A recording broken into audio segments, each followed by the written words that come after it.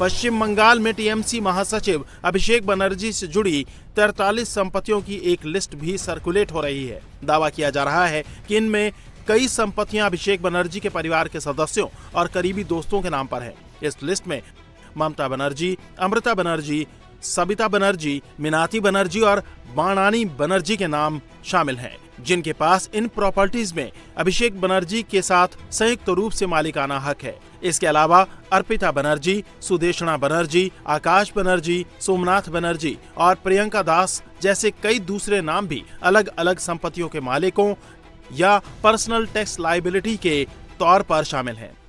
BJP का आरोप है कि ये प्रॉपर्टीज डायरेक्ट या इनडायरेक्ट तरीके से अभिषेक बनर्जी से जुड़ी हैं। डॉक्यूमेंट के मुताबिक कोलकाता के अलग अलग स्ट्रीट्स और वार्डों में दर्ज ये संपत्तियां अलग अलग लोगों के साथ जॉइंट ओनरशिप में हैं। टीएमसी इस सर्कुलेट हो रही प्रॉपर्टी लिस्ट को बीजेपी का प्रोपेगेंडा बता रही है। आप लोग अभिषेक बहुत एक ही नाम में बहुत आदमी हो सकता है, ये आप इन्वेस्टिगेशन करके इसको निकालिए। अभिषेक की मुसीबतें और बढ़ने वाली हैं। आज कोलकाता हाईकोर्ट में अभिषेक बनर्जी पर दर्ज एफआईआर रद्द कराने वाली याचिका पर सुनवाई होगी। अभिषेक बनर्जी पर बंगाल विधानसभा चुनाव में भड़काऊ भाषण और गृह मंत्री अमित शाह को धमकी देने का आरोप है। एक तरफ बुलडोजर चल रहा है तो दूसरी तरफ तोलेबाजी के खिलाफ एक्शन हो रहा है। तोलाबाजी और मारपीट के आरोप में टीएमसी लीडर अनिसुर रहमान खान को पुलिस ने गिरफ्तार कर कोर्ट में पेश कर दिया। पुलिस के मुताबिक अनिसुर रहमान के खिलाफ लंबे समय से तोलाबाजी और मारपीट के कई आरोप लग रहे थे। शिकायत के आधार पर जांच शुरू करने के बाद मंगलवार को पुलिस ने अनिसुर रहमान को गिरफ्तार कर लिया। और बंगाल में शुभेंदु अधिकारी की सरकार आने के बाद जबरदस्त बदलाव देखे जा रहे हैं। एक तरफ जहां पर भ्रष्टाचार और अवैध कब्जे पर एक्शन हो रहा है, तो लंबे वक्त से लंबित मुद्दों पर भी धड़ाधड़ फैसले लिए जा रहे हैं।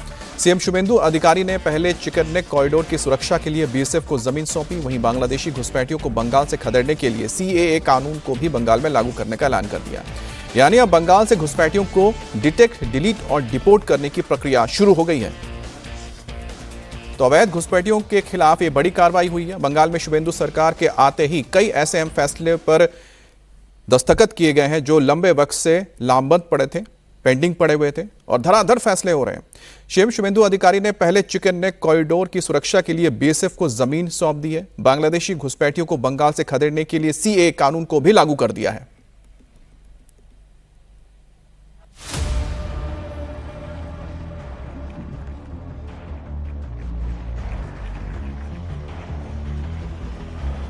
बीएसएफ के हवाले चिकन नेक, घुसपैठियों की एंट्री पर full stop. We are ready to hand over 27 kilometre fencing land. घुसपैठियों पर सबसे बड़ी चोट, बंगाल में सीएए को हरी झंडी। आज থেকে আমরা এই আইন কার্যকর করলাম। एक्शन पर एक्शन, बांग्लादेशी घुसपैठिए बंगाल छोड़ो। সিএ এর আওতায় যারা নেই তারা হলেন কমপ্লিটলি অবৈধ অনুপ্রবেশকারী ইনফিল্ট্রেটার্স। তাদেরকে সরাসরি রাজ্য পুলিশ গ্রেপ্তার করবে এবং ডিটেন করবে এবং হ্যান্ডওভার করবে বিএসএফ এর হাতে। बंगाल में शुभेंदु सरकार ने बांग्लादेशी घुसपैठियों की एंट्री पर लगाम लगाने और बंगाल में मौजूद बांग्लादेशी घुसपैठियों को वापस भेजने को लेकर दो बड़े फैसले किए हैं। शुभेंदु अधिकारी ने मुख्यमंत्री बनने के 10 दिन के अंदर ही वो काम कर दिया जिसे ममता बनर्जी ने 12 साल से लटका कर रखा था। भारत बांग्लादेश बॉर्डर पर फेंसिंग लगाने के लिए बंगाल सरकार ने सिलीगुड़ी में चिकन नेक वाले इलाके में 27 किलोमीटर जमीन बीएसएफ को सौंप दी। तो दूसरी तरफ बंगाल में नागरिकता संशोधन कानून यानी सीएए को लागू करने का भी ऐलान कर दिया। साथ ही शुभेंदु ने बंगाल से अवैध विदेशी घुसपैठियों को फौरन बांग्लादेश डिपोर्ट करने का भी ऑर्डर दे दिया। সিএ এর অন্তর্ভুক্ত যারা, অর্থাৎ সিএ তে বলা আছে 7টা কমিউনিটি বা ধর্ম পালন করা লোকেরা তারা সিটিজেনশিপ অ্যামেন্ডমেন্ট অ্যাক্টের আওতায় আসবেন এবং তাদেরকে যারা 31/12/2024 পর্যন্ত এসেছেন তাদেরকে কোনো পুলিশ কোথাও হ্যারাসমেন্ট ডিটেন্ট করতে পারবে না। সিএ এর আওতায় যারা নেই তারা হলেন কমপ্লিটলি অবৈধ অনুপ্রবেশকারী ইনফিল্ট্রেটার্স। তাদেরকে সরাসরি রাজ্য পুলিশ গ্রেপ্তার করবে এবং ডিটেন করবে এবং হ্যান্ডওভাर করবে बीएसएफ এর হাতে। शुभेंदु अधिकारी ने बंगाल में सीएए कानून को लागू करते हुए ये भी बताया कि कौन लोग इसके दायरे में आएंगे और कौन नहीं। सीएए के तहत इसमें शामिल समुदायों के नाम बताए गए हैं। जो लोग 31 दिसंबर 2024 तक भारत आए हैं वो सुरक्षित हैं और पुलिस उन्हें हिरासत में नहीं ले सकती। नागरिकता कानून के तहत आने वाले समुदायों में हिंदू, सिख, बौद्ध, जैन, पारसी और ईसाई शामिल हैं, जो कट ऑफ तारीख से पहले बांग्लादेश, पाकिस्तान और अफगानिस्तान में धार्मिक उत्पीड़न से बचने के लिए भारत आए थे। जो लोग इस कानून के तहत नहीं आते उन्हें घुसपैठिया माना जाएगा और उनके मूल देश डिपोर्ट कर दिया जाएगा। बंगाल में बांग्लादेशी घुसपैठिए ही सबसे ज्यादा हैं। ऐसे में बीएसएफ उन लोगों को डिटेन कर बांग्लादेश डिपोर्ट करने के लिए बॉर्डर गार्ड बांग्लादेश से बात करेगी और उन्हें वापस भेजने के लिए जरूरी कदम उठाएगी। बीएसएफ তারা বিডিআর এর সঙ্গে কথা বলে তাদেরকে ডিপোর্ট করার ব্যবস্থা করবে, অর্থাৎ ডিটেক্ট, ডিলিট, এবারে ডিপোর্ট। এই আইন আজ থেকে কার্যকর হলো।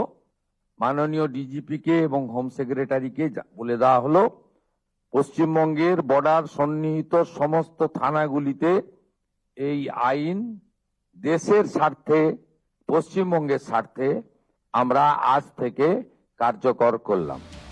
इससे पहले शुभेंदु अधिकारी ने नेशनल सिक्योरिटी के लिए बॉर्डर फेंसिंग की इंपॉर्टेंस बताई और बीएसएफ को 27 किलोमीटर की जमीन हैंडओवर कर दी। शुभेंदु ने कहा कि अगर ममता ये जमीन पहले ही बीएसएफ को दे देती तो बांग्लादेश से घुसपैठ बंद हो जाती, लेकिन ममता ने ऐसा नहीं किया क्योंकि वो बांग्लादेशी घुसपैठियों की हमदर्द है। 555 কিলোমিটার এমন এলাকা রয়েছে যেখানে রাজ্য সরকার চাইলে বিএসএফ কে জমি দিতে পারত, কিন্তু বিগত রাজ্য সরকার রাজনৈতিক কারণে ভোট ব্যাংকের জন্য এবং তাদের যে হাই অ্যাপিজমেন্ট তুষ্টিকরণ তোষণের এজেন্ডা ছিল সেই কারণে তারা হয়তো দেয়নি। चिकन नेक की 120 एकड़ जमीन केंद्र सरकार को सौंपी जा चुकी है। चिकन नेक के 7 हाईवे प्रोजेक्ट भी सेंट्रल एजेंसीज को ट्रांसफर किए गए हैं। राष्ट्रीय राजमार्ग प्राधिकरण को इस इलाके के 3 हाईवे प्रोजेक्ट सौंपे गए हैं। 4 project national highway and infrastructure development corporation के पास है। अभी तक ये पश्चिम बंगाल के पीडब्ल्यूडी के पास थे। राज्य और केंद्र सरकार में टकराव से विकास का काम रुका हुआ था। चिकन नेक का प्रोजेक्ट केंद्र सरकार को सौंपने के बाद अब विकास में तेजी आएगी। बंगाल में बीजेपी की सरकार एक एक कर अपने हर वादे पूरे कर रही है जो उसने चुनाव से पहले बंगाल की जनता से किए थे। जाहिर है ये बदलाव ममता एंड कंपनी को रास नहीं आ रहा, क्योंकि सभी बदलाव टीएमसी की अब तक की नीतियों पर ही चोट है।